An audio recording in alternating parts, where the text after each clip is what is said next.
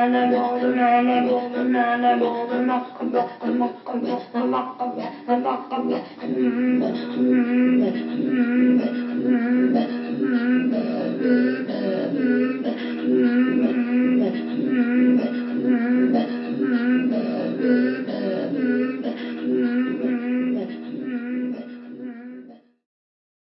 quatrième champ sur lequel je me suis intéressé, c'est un peu sur le domaine de l'américanisme.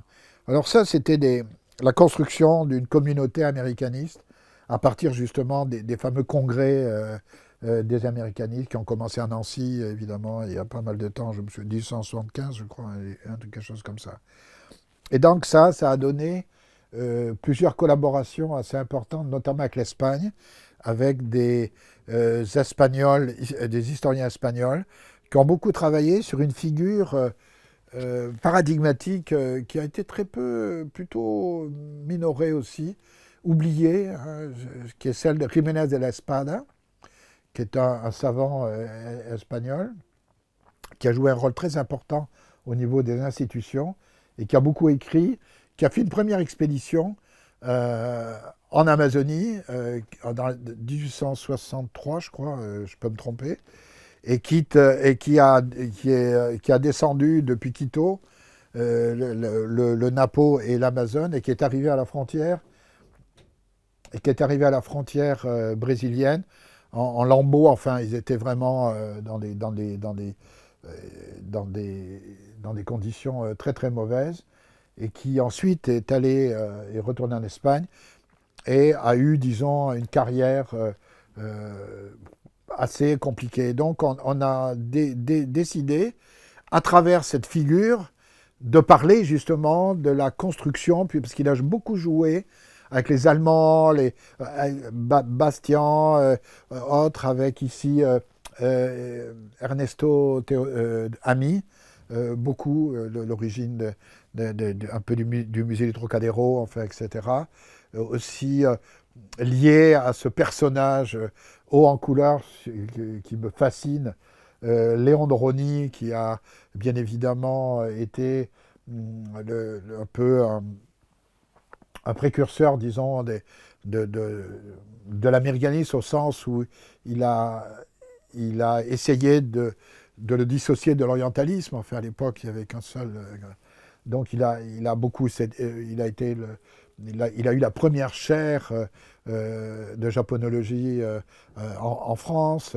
Il a beaucoup travaillé, il a traduit beaucoup de textes chinois, etc. Mais il était aussi américaniste. Il a écrit ce grand bouquin, bon, que vous ne voyez pas là, sur l'écriture hiératique maya, qui est un bouquin assez impressionnant.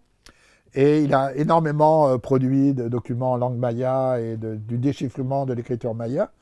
Mais il a écrit sur beaucoup d'autres domaines également, mais il est surtout connu comme orientaliste et japonologue et dans les traductions, bien évidemment, de textes chinois et japonais, enfin en première édition.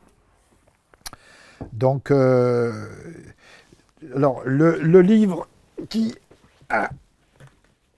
est issu de cette collaboration avec les historiens espagnols, et notamment Leoncio López Ocón, qui est un collègue que l'on estime beaucoup ici, et qui est au CSIC, c'est l'équivalent du CNRS, disons le Conseil supérieur de la recherche scientifique à Madrid, et avec lequel nous avons pas mal collaboré sur ça. J'ai participé aussi à une collection qu'on appelait les Monumenta Amazonica, les monuments amazoniens, qui est une vaste entreprise monumentale de réédition de sources historiques, et notamment les premières sources sur l'Amazone. Alors, je n'ai pas le livre là, mais enfin, bon, on pourra le voir un petit peu plus tard. Donc, c'est une collection, c'est une des plus importantes qui a été faite sur un peu le recueil de toutes ces sources jésuites, franciscaines, etc., avec un appareil critique, disons une introduction à l'appareil critique des index, etc., parce qu'on ne peut pas lire, bien sûr, aujourd'hui ces chroniques sans, évidemment, avoir un peu un regard à la fois critique mais aussi explicatif, disons, sur ces textes. Je voudrais aussi parler d'un personnage sur lequel je me suis beaucoup investi au sens où il a créé une fondation, pas une fondation en fait, il a fait un legs, c'est Bernard Lelon, donc il a fait un legs, qui est un autodidacte, un anthropologue autodidacte qui a beaucoup travaillé au Pérou chez les Lamistas, qui a constitué un fichier pharaonique sur les plantes médicinales chez les Lamistas, qui est une population qui se distinguait aussi pour ses connaissances médicinales. Et il a en fait légué ses biens et il avait un domaine dans l'Orléanais qu'il a légué au CNRS, qui disons, est légataire, donc officiel, et qui soutient chaque année des bourses, qui propose chaque année des bourses à des anthropologues, mais anthropologues au Pérou, notamment en Amazonie péruvienne, puisqu'on ne peut pas, bien sûr. Et on a eu beaucoup de collègues, je crois plus de 200, depuis 1984, qu'a commencé ce legs, jusqu'à aujourd'hui, qui a donc eu une grande importance sur nos relations avec des jeunes collègues et des jeunes étudiants péruviens qui ont pu bénéficier, avec des difficultés malheureusement administratives, puisqu'on a des problèmes effectivement pour donner des bourses à des gens qui n'ont pas de lien contractuel avec le CNRS. Donc c'est très compliqué, nous sommes en train d'essayer de régler ce problème, c'est pas gagné. Mais donc, je pense que c'était important de parler de ce legs qui a donné lieu à 2 publications, une en 92 dans le Journal des Américanistes, en hommage donc à Bernard Lelon, avec une série d'articles des boursiers, notamment il y a beaucoup de Péruviens, et l'autre qu'on a co-organisé aussi, qui est plus récent et qui a été publié dans le bulletin de l'Institut français d'études andines, où là aussi sont publiés des lauréats de cette bourse, mais plus récents, la 2e génération, donc 20 ans après le premier, et on espère, ce sera peut-être pas moi, on espère en publier peut-être un 3e dans 20 ans sur cette région. Alors, bien sûr, prenant le point de vue indigène comme le point de vue de départ, on tient compte de la lecture, le point de vue indigène, dans le découpage géopolitique, c'est-à-dire que l'Amazonie péruvienne ne s'arrête pas aux frontières géopolitiques. C'est-à-dire que les groupes que l'on connaît, les groupes autochtones qu'on connaît, sont bi- ou trinationaux à 40, 50, 60, 80%. Donc évidemment, ces groupes qui sont, par exemple, les Achaninka, qui sont du côté brésilien, donc nous finançons aussi, évidemment, des projets qui se trouvent du côté brésilien, pour autant qui concernent cette population qui, elle, ne considère pas que la frontière entre le Pérou et le Brésil, même s'il a son importance, pour eux, c'est pas leur frontière, quoi. Ils en ont d'autres. Et donc voilà, je voulais dire 2 mots sur ce legs qui est toujours actif et que nous essayons disons, d'animer. Et il y a un troisième, plusieurs collaborations, notamment, j'y tiens assez avec des jeunes chercheurs, notamment des géographes péruviens. Je crois qu'il faut valoriser les collaborations qu'on a avec pas seulement ce qui se passe à Paris, tout ça, mais aussi là-bas. Et donc nous sommes rentrés dans un projet de publication un peu gigantesque, qui est la réédition du premier atlas du Pérou, qui date de 1865, d'un monsieur qui s'appelait Pasoldan, qui est le premier atlas qui tentait de faire la synthèse des connaissances géographiques de l'époque, alors vu bien sûr par un aristocrate de la côte, de Lima, bien qu'il soit natif d'Arequipa, qui est la grande ville du sud, donc qui se basait sur les connaissances de ses contemporains qui écrivaient, et pas du tout, bien sûr, sur une connaissance directe du terrain. Et donc ça a donné, toujours dans cette rubrique sur l'américanisme, puisque ça a eu un impact, la publication de cet atlas qui est à 30% moins grand que l'original, qui est in folio. Et donc, on a mis en place cette publication où il y a des cartes à l'ancienne sur papier qu'on a essayé avec bon, je ne pense pas qu'on puisse, pour l'époque, c'était remarquable. Alors, pourquoi on s'est intéressé de ça aussi? Parce que cet ouvrage a été publié en France. Donc, et non pas en Angleterre, comme c'était souvent le cas. Alors, je voulais vous montrer un peu l'intérêt au niveau aussi des techniques photographiques de l'époque. Dans le premier, je ne vais pas le trouver évidemment quand on le cherche, mais ça je tiens quand même à vous le montrer parce que pour l'époque c'était assez spectaculaire. Voilà. Donc ça c'est pratiquement 30% moins que l'original. Alors je ne sais pas comment on peut faire. C'est la ville d'Arequipa, donc la ville de naissance de Pastoldán. Et là, on est 30% moins que l'original. Et en 1865, on a fait quelque chose qu'aujourd'hui, on a quelques difficultés à faire. Donc, chez Hachette, Flammarion, Hachette, on avait des techniques.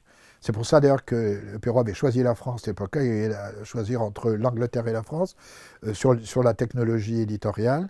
Et donc, c'est aussi, je veux dire, à partir de photos, des premières photos, 65 de Courette, de premières photos sur Arequipa. Il avait utilisé très très vite les premières photos qui ont commencé en 1850, 1848, 50, 60, Daguerreauty bien sûr avant 50. Et donc ça a été une entreprise éditoriale assez importante. Et d'ailleurs ce truc-là il pèse une tonne. Bon bref. Alors on nous a reproché après pourquoi on ne l'a pas fait plus petit, mais on voulait quand même garder un peu quelques... Oui, alors c'est les premières photos qui ont été reproduites. Alors ça c'est une reproduction. J'ai l'original, mais il est dans la bibliothèque là-bas, enfin l'original, oui, l'original, mais qui n'est pas en très bon état, mais où on voit la qualité en fait typographique et des images, c'est tout à fait, tout à fait remarquable. Toujours dans ce domaine un peu de l'américanisme, ce livre est important parce que quand même il donne les premières, enfin la première tentative de synthèse, la première fois que les Péruviens voyaient leur territoire en entier. C'était toujours sinon en fait la côte, la côte pacifique, et après c'était El Gran Incognito, c'était rien. Donc là, il a essayé, alors il a mis des points de suspension pour tout ce qui est la frontière la plus orientale. J'ai des difficultés entre Occident, la droite et la gauche, j'ai encore quelques difficultés, excusez-moi. Et donc il mettait les points d'interrogation, pointillés, ou zone encore inexplorée, mais il le mettait. Et il le mettait à l'échelle, c'est-à-dire qu'on voyait que ces zones-là étaient immenses. Et donc, ça a eu un effet, bien sûr, un peu, si je peux dire, d'animation. Les premières grandes expéditions scientifiques, dites scientifiques, géographiques, scientifiques, ont commencé à la suite de cette vision intégrale, si on peut dire, de leur intérêt, et de montrer toutes ces zones blanches. Donc, ils ont commencé à dire, mais là, c'est pas bon, d'autant que les frontières avec l'Équateur, avec la Colombie, avec le Brésil, sans parler avec le Chili, etc., étaient toujours des sujets compliqués. Donc, il était très important d'envoyer des commissions pour essayer de délimiter des frontières, et celle entre le Brésil et le Pérou, où avait participé Euclides da Cunha, et très, a suscité de nombreux écrits, enfin, etc.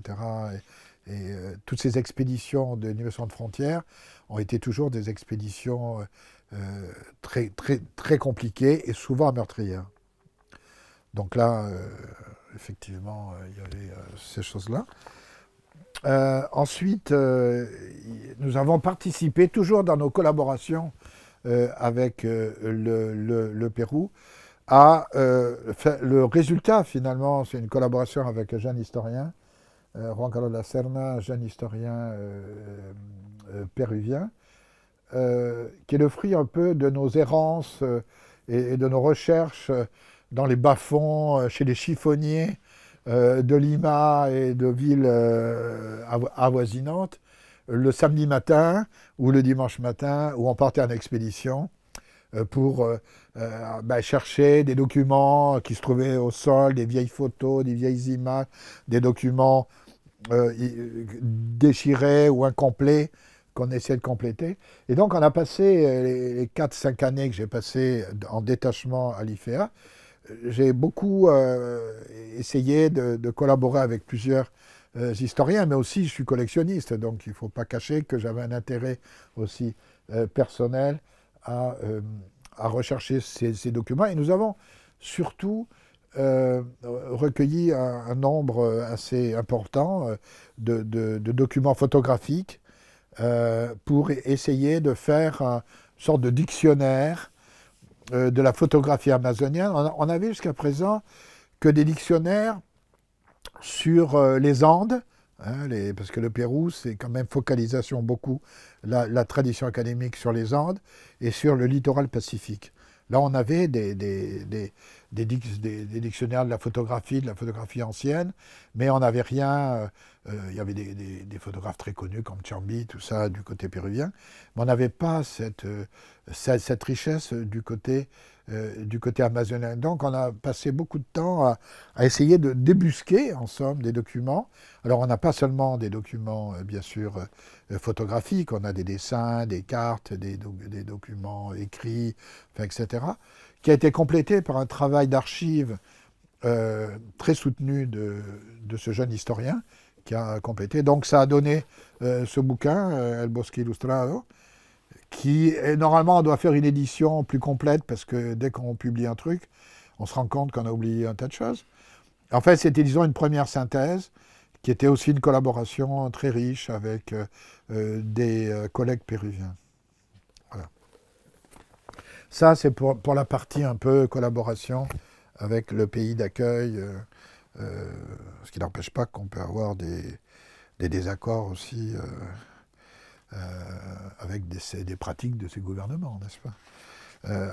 Il y a eu aussi, avec les collaborations avec des collègues d'autres disciplines, il y avait aussi pas des collaborations, mais des obligations, si je puis dire, avec les communautés avec lesquelles on a travaillé. Donc, on a commencé justement à numériser pour essayer de restituer une partie de ces documents. Il y en a certains qui ont déjà été faits, surtout sur la partie photo. Alors, la partie photo, enfin, on viendra à la fin sur les impacts des restitutions numériques, tout ça, visuel, qui posent souvent des problèmes, d'ailleurs, dans les communautés. C'est pas aussi simple. Hein. Restituer n'est pas seulement rendre quelque chose qu'on considère qu'on doit donner. Ça a des effets, ça produit des choses. Et donc, je pense qu'on est en cours de... Et ces 2 années-là de trucs sanitaires où on devait repartir sur le terrain, bon, il faut attendre, je crois, l'année prochaine, en espérant que tout aille bien, pour qu'on puisse retourner sur le terrain, et je pense avec un peu plus de documents, et notamment des documents sonores. Donc c'est bien que j'ai vu ces documents-là pour voir comment je peux les extraire. Mais je dois avoir d'autres trucs. Je dois avoir... Bon, j'ai d'abord les cassettes, mais c'est des petites cassettes. Aujourd'hui, on ne trouve plus ce truc-là. On trouve les petites, mais on ne trouve plus celles-là. Et les UR, les vieilles bandes UR, trouver un UR aujourd'hui, c'est pas évident. Enfin, mais bon, ça a un son incroyable. Et c'est là que j'avais enregistré la voix des flûtes. Hein, c'était tout à fait impressionnant. Là, j'avais pas de problème, puisqu'on peut toujours les écouter. Le problème, c'est les voir. Mais je les ai vus, puisque j'ai pu à jeûner, etc. Enfin,